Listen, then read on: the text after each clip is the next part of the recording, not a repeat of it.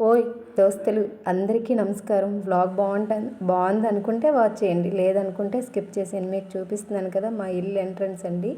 ఎంట్రన్స్లో ఒక రూమ్ వచ్చింది, ఇది తర్వాత హాల్ ఉంటుంది. పెద్దగా మేమేమీ చేయలేదండి. మా ఇల్లు అయితే 1090 స్క్వేర్ ఫుట్లు అనుకుంటాను. ఇల్లు అంతా కలిపి వెడల్పు కూడా ఎక్కువేనండి. తెలీదండి, 15 అనుకుంటాను వెడల్పు. 17 చేతులు ఎలాగంటారు నాకు అంతా తెలీదు, హస్బెండ్ అడిగితే చెప్తారు.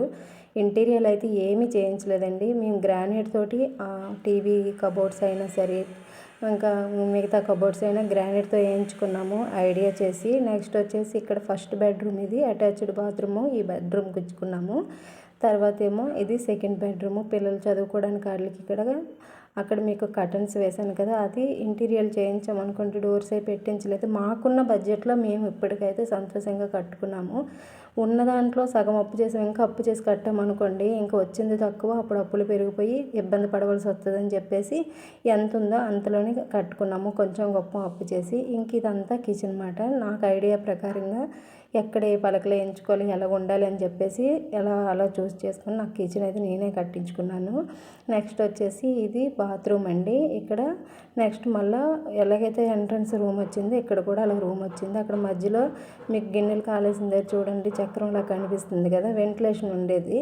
ఆ వెంటిలేషన్ రీసెంట్గా క్లోజ్ చేస్తాము. అది టైల్స్ వేయించేలా తీసా, గట్టు లాంటిది ఇంకా రాలేదు. ఇది బ్యాక్ సైడ్ డోరు ఉంటే మంచిది, గాలి వస్తుంది అన్నమాట. ఇక్కడి నుంచి మాకు బాగా గాలి వస్తుంది. మేము ఉంటుంది సెకండ్ ఫ్లోరు. ఇంకా కలర్ అంటారా, కలర్ కూడా అది పెయింటింగ్ కాదండి, జస్ట్ ప్రైమరీలోని కలర్ వేసుకున్నాము. ఆ కలర్ చూస్ చేసుకొని వైట్ టైల్స్ మీద ఆ కలర్ అయితే చాలా బాగా అనిపించిందండి మాకు. కాకపోతే పిల్లలు ఉన్నారు కదా, గోడలు ఆల్రెడీ సగం అయిపోయినాయి, అందుకని చెప్పేసి పెయింటింగ్ అయినా వేయించుందాము. గోడల నిండా పిల్లలు రాసిస్తారు కదా చిన్నపిల్లలైన ఉద్దేశంతో ఇప్పుడు ఎందుకులే అని చెప్పి ప్రైమరీలోనే కలర్ వేయించుకొని అలాగే అడ్జస్ట్ అయిపోయాము. ఇక్కడ మీకు స్టార్టింగ్ రూమ్ అని చెప్పాను కదా, ఇటు సైడ్ దిగితే మెట్లు ఉంటాయి అన్నమాట. ఇటువైపు కర్టన్స్ వేసుకునే ఉంచుతాను ఎప్పుడు కూడా. ఏమనుకుంటా అనుకోండి కానీ నాకు మాత్రం ఇల్లుని నీట్గా ఉంచుకోవడం నాకు చాలా అంటే చాలా ఇష్టం. ఎంత పని ఉన్నా సరే, ఎన్ని వీడియోలు తీసినా, ఎంత ఫోన్ చూసినా ఇల్లుని మాత్రం పర్ఫెక్ట్గా ఉంచుకుంటాను, అంత ఇష్టం. పిల్లలు కూడా ఎక్కువగా బెజార్ చేయరు, అంటే గలేజ్ చేయరు, వాళ్ళు ఉన్న ప్లేస్లో వాళ్ళు ఉంటారు. నాకు చాలా ఇష్టం అండి ఇల్లుని శుభ్రం చేసుకోవడం అంటే. అందరికీ ఇష్టమే, ఎవరు శుభ్రం చేసుకోరు చెప్పండి. కానీ నేను ప్రత్యేకంగా నా ఇంటి కోసం కొంచెం అనేది టైం కేటాయిస్తాను, అంత ఇష్టంగా. మీకు ఇక్కడ చూపిస్తున్నాను కదా, పక్కనే సౌండ్లు వస్తున్నాయి, కొంచెం అర్థం చేసుకోండి అని చెప్పేసి. పక్కన ఇల్లు కడుతున్నారు, సేమ్ మాదెంతో వీళ్ళది కూడా అంతేనండి. ఇప్పుడు ఇంకా స్టార్టింగ్ ఫస్ట్ ఫ్లోర్ వేస్తున్నారు.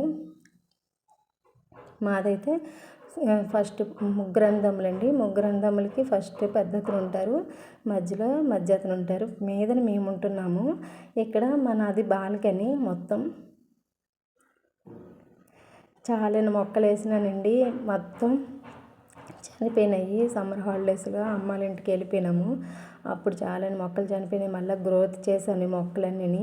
ఇంకా ఎక్కువ మొక్కలు ఉండేవి, అవన్నీ కట్ చేసి పడిస్తున్నాను. ఎక్కువైపోయి దోమలు వచ్చేస్తున్నాయి ఈ టైంలో అని చెప్పేసి కట్ చేశాను. నాకు మొక్కలు అవి పెంచుకోవాలన్నా చాలా ఇష్టం, చాలా అంటే చాలా ఇష్టం. వీటి కోసం టైం సగం కేటాయిస్తుంటాను. ఇంకా ఓవరాల్గా మా ఇల్లు ఇదండి. చెప్పాను కదండి, 1050 స్క్వేర్ ఫుట్లు అనుకుంటాను. వెడల్పు కూడా 15 ఏదో అంటారు కదండి, సంథింగ్ నాకు తెలియదు, హస్బెండ్కి అయితే తెలుస్తుంది. వెడల్పు ఉంటుంది 15 అడుగులో ఏదో అంటారు. మొత్తం మీద వెడల్పు పొడవులో ఉంటుంది అన్నమాట. మొత్తం ఓవరాల్గా 1090 స్క్వేర్ ఫుట్లు ఎంత అనుకుంటాను ఇల్లంతా. ఇక్కడ మీకు చూపిస్తున్నాను కదా, మా బాల్కనీ దగ్గర మా ఊరంతా ఇలా కనిపిస్తుంది అన్నమాట. మా ఊరు ఎలాగుందో చెప్పండి, మా ఇల్లు ఎలాగుందో చెప్పండి. ఉన్న దాంట్లో అడ్జస్ట్ అయ్యాము. అప్పులు చేసి గొప్పగా వెళ్ళిపోయి తర్వాత కట్టలేని స్థితికి వచ్చేసి మళ్ళీ ఇల్లు నమ్ముకోవడం అవన్నీ అవసరం అనిపించింది మాకు. ఉన్న దాంట్లో ఎంత ఉంటే అంతలో అడ్జస్ట్ అయ్యాము. ఎనీవే ఫ్యూచర్లో బాగుంటే ఉన్నవి కూడా చేయించుకుంటాము. మీ ఆశీర్వాదం తప్పకుండా కావాలి నాకు.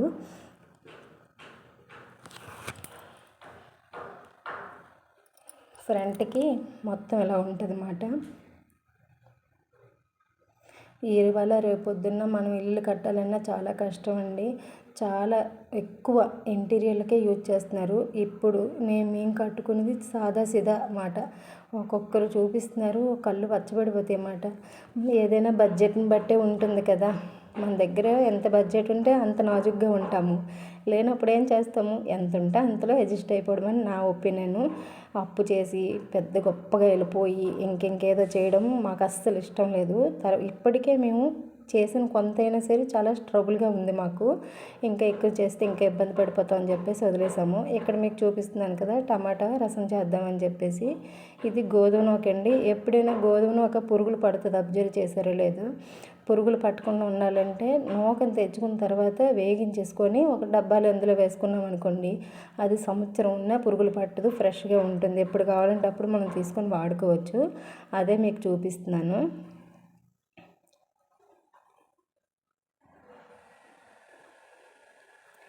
ఇల్లు నేను ఆల్రెడీ మొత్తం ఇల్లంతా షూట్ చేసి పెట్టానండి. రీసెంట్గా కట్టుకునేటప్పుడు అయితే మాత్రం అది నాకు న్యూగా యాడ్ అయిన ఫాలోవర్స్ చూడకపోయి ఉంటారు కదా, వాళ్ళ కోసం మళ్ళీ ఇల్లంతా చూపించాను. ఇంకా చెప్పాను కదండి, ఇష్టంగా కట్టుకుంది ఎంత కష్టమైనా హ్యాపీగా ఉంటాము. అంటే ఉన్నది అని కాదు, ఉన్న దాంట్లో ఎంతో కొంత అడ్జస్ట్ అయిపోవాలనేదే నా ఉద్దేశం. చాలా ఇష్టంగా కట్టుకున్నాము ఇల్లు అయితే మాత్రం. చాలా స్ట్రగుల్ కూడా దీని నుంచి పడ్డాము మేమైతే. ఇప్పటికీ స్టిల్ అవుతూనే ఉంది. 2 కంప్లీట్ అయిపోయి 3 వస్తుంది ఇంటికి వచ్చి. ఉమ్మడి కుటుంబంలో ఉండేవాళ్ళం అండి. 7 ఇయర్స్ కలిసే ఉన్నాము అందరమే. తర్వాత అత్తమ్మ మావయ్య గారు ఎక్స్పైర్ అయిపోయిన తర్వాత ఎవరి మటుకు వాళ్ళు వచ్చేసన్నమాట. అది మ్యాటరు. ఇంకా ఇంట్లో పని అంతా మీకు అదే షూట్ చేశానండి. వ్లాగ్ అంటే ఇంకేముంటుందండి, రెగ్యులర్గా నేను ఏదైతే వర్క్ చేస్తానో అదే షూట్ చేసి మీ ముందు ఉంచుతాను అంతే.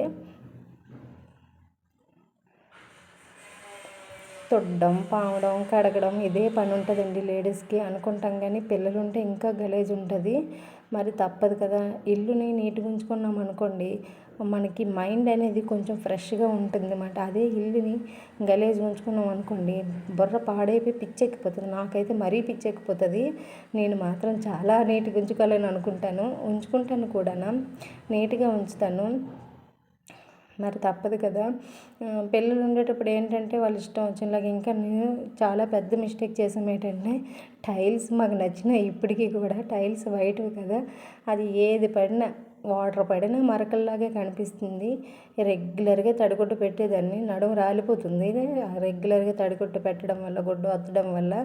ఇంకా వీక్లీ వన్సే పెట్టుకున్నాను అనమాట. మా హస్బెండ్ కూడా తిడుతున్నారు, నువ్వు చేసి మొత్తం ఇచ్చేసుకుంటావు కదా అని చెప్పేసి. అందుకని చెప్పేసి వీక్లీ వన్సే పెడుతున్నాను. అంటే మరకలు అయితే అయినాయి, కానీ మనం రెగ్యులర్గా తుడవడం వల్ల పోతున్నాయి టైల్స్కి. కానీ మాకు ఈ combination light sky colour white combination అయితే అద్భుతం అనిపించింది, చాలా బాగుంది. ఎవరైనా చూస్ చేసుకునేటప్పుడు పిల్లలు ఉండేటప్పుడు కొంచెం డార్క్ కలర్లో షూట్ చేసుకోవాలి.